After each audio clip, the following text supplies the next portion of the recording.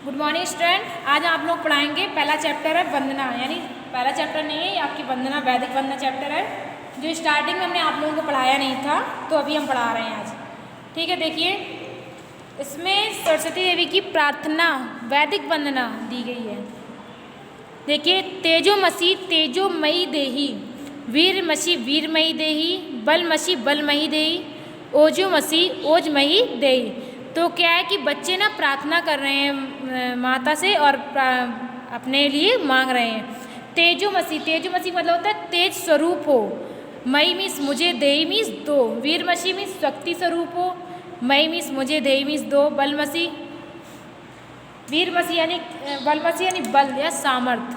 ठीक है, तो तेजोमसी तेजोमयी देई, वीरमसी वीरमयी देई।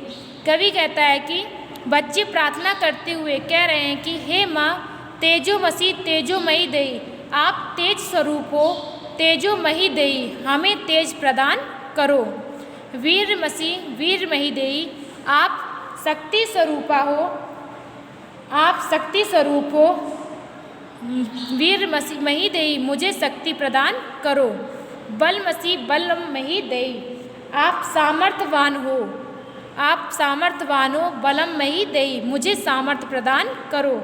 ओजोमसी देई, ओजोमसी ओजोमयी देई, आप स्फूर्ति, आप ओज के स्रोत हो, यानी स्फूर्ति के स्रोत हो, ओजोमयी देई, मुझे ओज प्रदान करो। ठीक है, देखिए फिर से, तेजोमसी तेजोमयी देई, वीरमसी वीरमयी देई, बलमसी बलमयी देई, ओजमसी ओजोमसी ओजोमयी देई। बच्चे, कवि कहता है कि बच्चे प्रार्थना करते हुए कह रहे हैं कि हे माँ आप तेज स्वरूप हो, तेज मुझे प्रदान करो।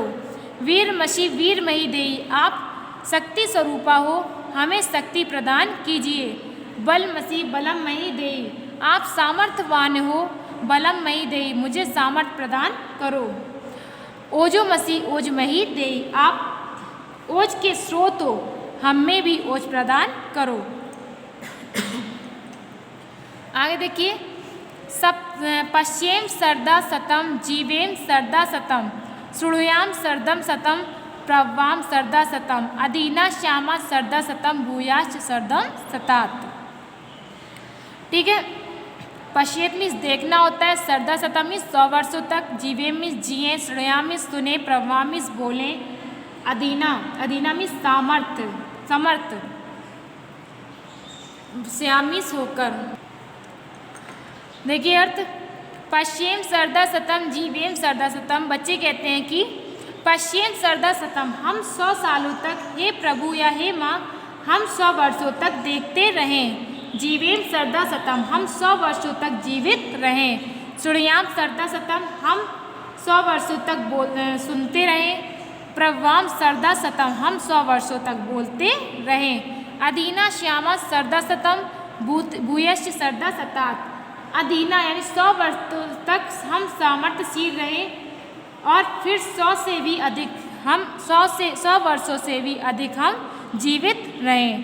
ठीक है, देखिए दोबारा, पश्येम सरदा सतम, जीवेम सरदा सतम, श्रुणुयाम सरदा सतम, प्रवाम सरदा सतम, अदीना श्यामा सरदा सतम, भूयश्च सरदा सतम। बच्चे कहते हैं कि हे माँ हम 100 वर्षों तक देखते रहें, हम 100 वर्षों तक जीवित रहें, हम 100 वर्षों तक सुनते रहे और हम 100 वर्षों तक बोलते रहें। अदीना श्यामा सरदा सतम, 100 वर्षों तक हमारे अंदर सामर्थ्यशील रहे, हम 100 वर्षों तक हम सामर्थ्यशील रहें। भूयश्च सरदा सतम सतात, और 100 वर्षों से अधिक हम जीवित रहें। ठीक है, आखिरी देखिए, ओम सम नो मित्रम, ओम सम नो मित्रम सम वर्णा सम नो भवत्मर्या समना इहो इंद्रो बृहस्पति, सम नो विष्णुरुक्रम, ओम शांति शांति। यानी कि ये जो आपका श्लोक दिया गया, ये यजुर्वेद से दिया गया है, इसका अर्थ है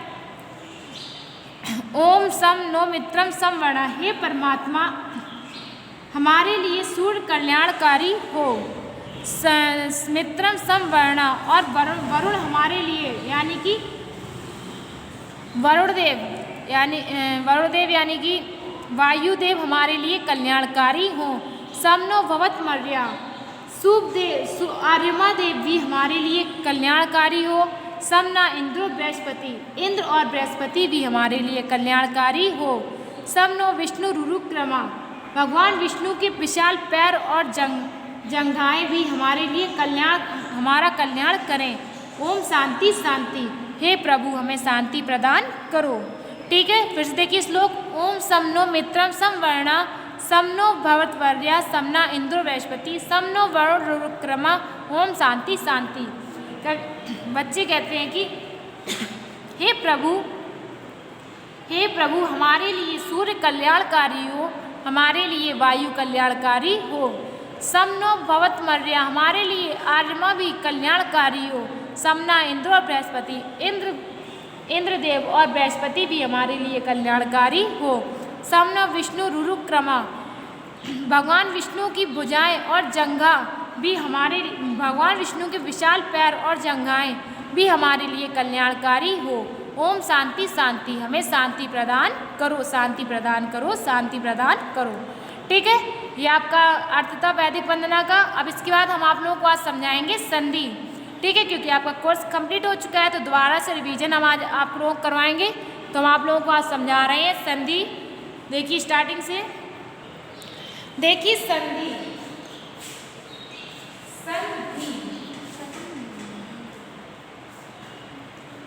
सबसे पहले तो इसका मतलब समझिए संधि क्या होता है।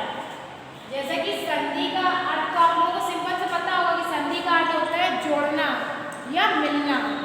ठीक है, संधि तो इसे कहते हैं संधि। और इसकी परिभाषा एक तरीके की जो हमने लिखवाई है, इसकी सिंपल सी परिभाषा होती है कि जब दो वर्ण आपस में मिलकर एक नया वर्ण बनाते हैं, दो अलग अलग शब्द मिलकर वर्ण मिलकर एक आपस में जब मिल जाते हैं तो एक नए शब्द की रचना होती है, नया शब्द बनता है और तो उसे हम क्या कहते हैं संधि। ठीक है, क्योंकि उन दोनों का मिलना ये संधि कहलाता है।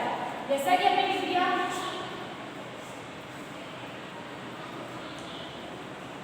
सदा आचारा,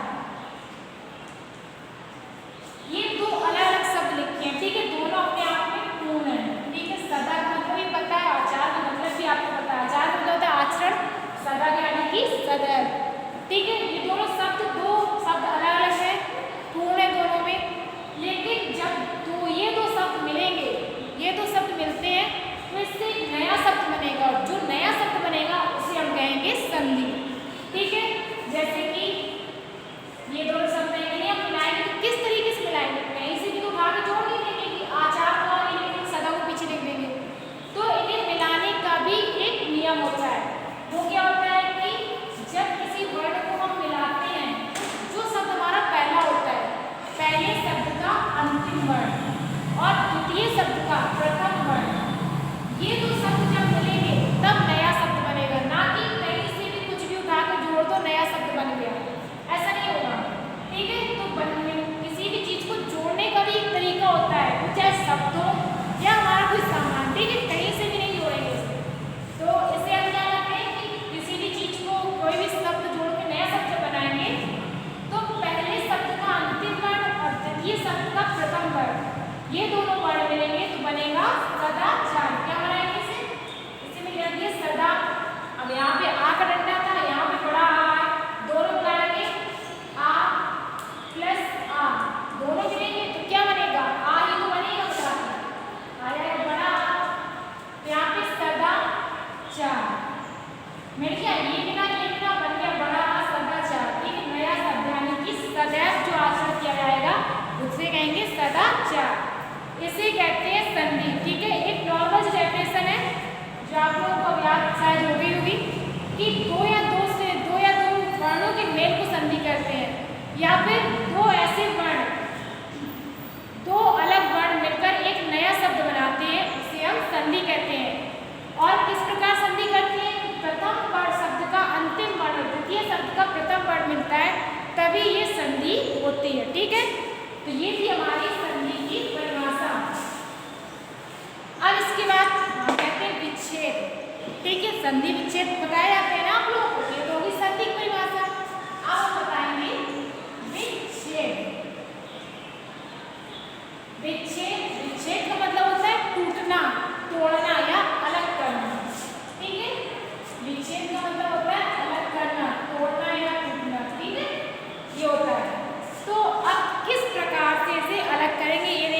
जैसे कि संधि करने का एक तरीका होता है, उसी प्रकार उसे तोड़ने का भी एक तरीका होता है। ठीक है, जैसे कि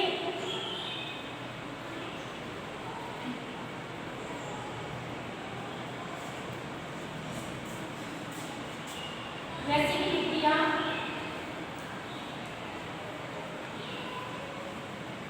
विद्यालय, ये एक पूरा शब्द लिखा है हमारा। ठीक है, इसे हम विच्छेद करेंगे तो किस प्रकार से करेंगे? अब ऐसा तो नहीं है कि हम कहीं से भी तोड़ देंगे, कुछ अर्थ निकले ऐसे इस तरीके से उसे तोड़ेंगे कि दो नए वर्ण बनेंगे और दोनों वर्ण अपने आप में पूर्ण होंगे, उनका कुछ अर्थ निकल रहा होगा। ये नहीं कि कहीं से भी राग तोड़ दिया, उसका मतलब ही नहीं समझ में आ रहा है, टूटा कहाँ से अर्थ क्या है। ठीक है, तो उसे इस प्रकार से विच्छेद करेंगे कि एक नया शब्द दो नए शब्द बन जाए। ठीक है, जैसे कि यहाँ पे हमने क्या लिखा है? विद्यालय। अब विद्या के आपको देखिए कहाँ से तोड़ने का समझ में आ रहा है। अब यहाँ विद्या को यहाँ से अलग करेंगे तो कुछ अर्थ निकलेगा? नहीं निकलेगा ना। यहाँ से अलग करेंगे तो भी अर्थ नहीं निकलेगा। तो क्या लिखता है?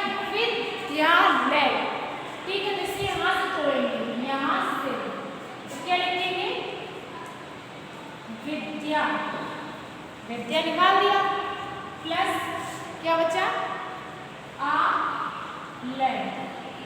ठीक है, बीच से में थोड़ा विद्या अलग हो गया, विद्या जब अलग हो गया तो बचा आ, बड़ा बड़ा से ला या जोड़ेंगे विद्यालय, विद्याधन आलय। अब विद्या का मतलब तो पता ही आप लोगों को, आलय का मतलब होता है घर, यानी कि विद्या का घर यानी कि विद्यालय, स्कूल। ठीक है, इस प्रकार से जोड़ेंगे। जिस प्रकार से हम उसे जोड़ते हैं कि प्रथम शब्द का अंतिम वर्ण द्वितीय शब्द का प्रथम वर्ण जोड़ते हैं, उसी प्रकार हम उसे वही तरीके से उसे तोड़ते हैं कि इस तरीके से बीच से तोड़ेंगे जहाँ से दो नए शब्द बन के निकले और नए शब्द बन जाए। ठीक है, ये होता है विच्छेद। ठीक है, तो ये होगी संधि और ये हो गया विच्छेद। इतना आया समझ में? इसके आगे, अब इसके आगे क्या है? संधि की परिभाषा तो बताई दी हमने, यही संधि की डेफिनेशन होती है, यही विच्छेद की होती है कि दो वर्णों को इस प्रकार से तोड़ा जाए, इस प्रकार से अलग किया जाए कि वे दोनों टूटकर एक नया, दो नए वर्णों की स्थापना करें, दो नए वर्ण की रचना करें। ठीक है, उसे कहेंगे विच्छेद। ठीक है, अब संधि जो हमारी होती है तीन प्रकार की होती है। संधि क्या होती है? तीन प्रकार की।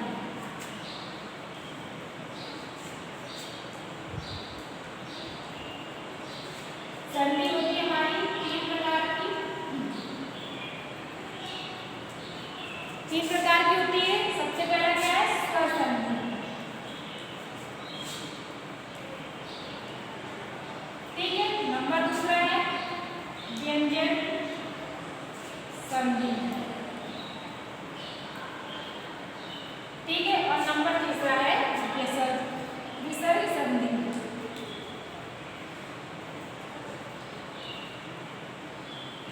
ठीक है, संधि हमारी होती है तीन प्रकार की, स्वर संधि, व्यंजन संधि और विसर्ग संधि। तो अब ये स्वर क्या होते हैं, व्यंजन क्या होती है, विसर्ग क्या होती है? तो सबसे पहले समझ लेंगे हम स्वर। ठीक है, क्योंकि पहला हमारा स्वर ही है, तो हम सबसे स्वर ही समझाएंगे हम लोग को। देखिए स्वर, स्वर का मतलब क्या होता है? तो ये जो हमारी ओलम होती है, आ से या ओलम होती है हमारी, पढ़ी हुई आप लोगों ने, सभी पढ़ी होगी ओलम। अब इस ओलम में जो आ से क्या तक पूरे वर्ड पाए जाते हैं। ठीक है, इसी में हमारे स्वर पाए जाते हैं, इसी में हमारे व्यंजन पाए जाते हैं। तब स्वर कहाँ से कहाँ तक होते हैं? तो आ से आहा तक के जो वर्ण होते हैं, आ से आहा तक के जो वर्ण होते हैं जिनसे हमारी मात्राएं बनती हैं, उन्हें हम कहते हैं स्वर। ठीक है, आ से आहा तक के जो वर्ण होते हैं जिनसे मात्रा बनती है, छोटा आ से एक डंडा, बड़ा आ से दो डंडा, ये से छोटी मात्रा बनती है।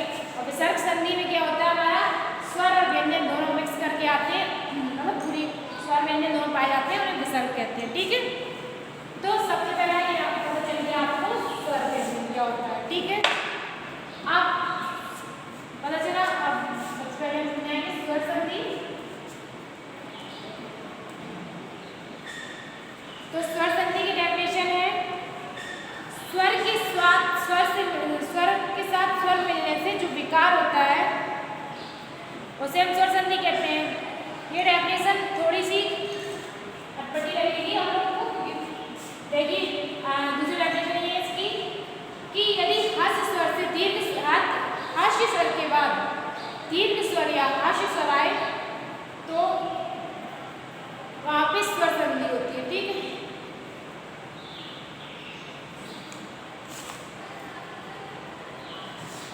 ये डेफिनेशन दीर्घ संधि की